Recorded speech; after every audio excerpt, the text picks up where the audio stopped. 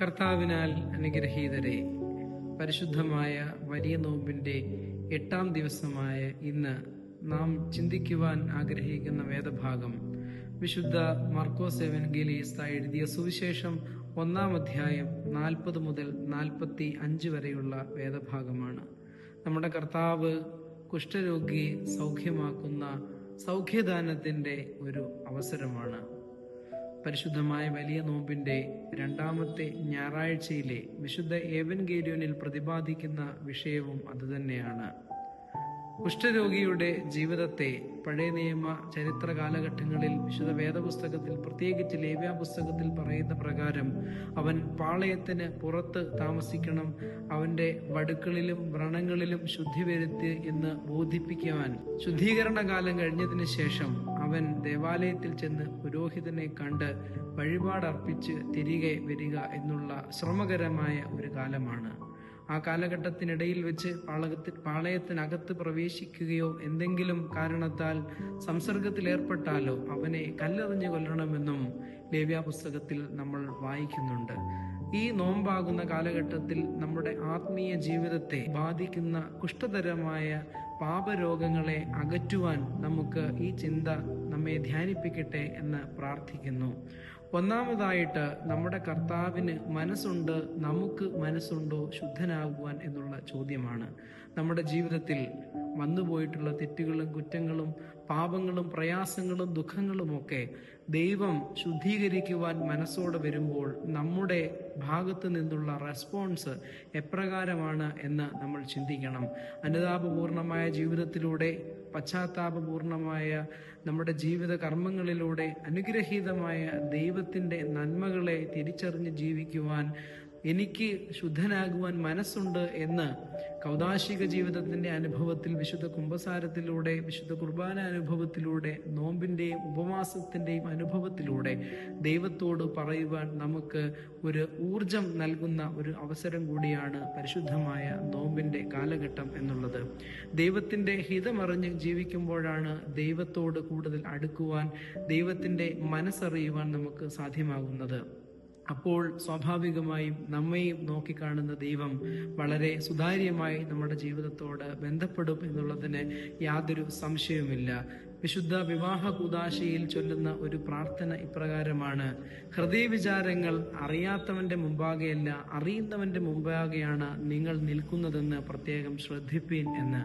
നമുക്ക് ശുദ്ധനാകുവാൻ മനസ്സുണ്ടോ എന്ന് ദൈവം നമ്മെ ആഴത്തിൽ പരീക്ഷിച്ച് അറിയുന്ന ഒരു അനുഭവമാണ്.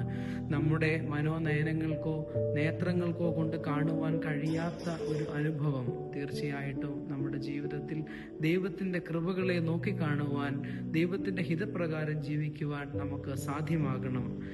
അപ്രകാരം ദൈവം നമ്മെ മനസ്സിലാക്കുന്നു, നമ്മെ സുതാര്യമായി നോക്കുന്നു, നമ്മുടെ ജീവിതത്തിൽ ഇടപെടുന്നു എന്നുള്ള ബോധ്യമുണ്ടെങ്കിൽ ഉറപ്പായും ശുദ്ധനാകുവാൻ നമ്മുടെ മനസ്സുകളെ പ്രേരിപ്പിക്കുവാൻ നോമ്പിന്റെ കാലഘട്ടം നമ്മെ സഹായിക്കട്ടെ എന്ന് പ്രാർത്ഥിക്കുന്നു.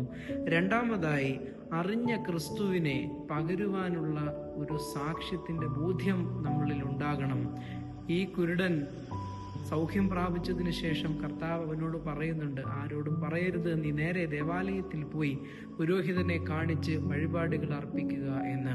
അദ്ദേഹം അതിനുശേഷം പോയി ക്രിസ്തുവിനെ ലോകമെങ്ങും, തൻ്റെ പരിസരമെങ്ങും പ്രസിദ്ധമാക്കുവാൻ ശ്രമിക്കുന്ന ഒരു കാലം നമുക്കവിടെ കാണുവാൻ കഴിയും. തീർച്ചയായിട്ടും ലഭിച്ച നന്മകളെ വിവരിക്കുവാൻ, യേശുവിനോട് നന്ദി അർപ്പിക്കുവാൻ, ദൈവഹിതപ്രകാരം നമ്മുടെ ജീവിതത്തെ പ്രസിദ്ധമാക്കുവാൻ, സാക്ഷ്യപ്പെടുത്തുവാൻ ഈ പരിശുദ്ധ നോമ്പുകാലം നമുക്ക് സഹായകരമാകണം.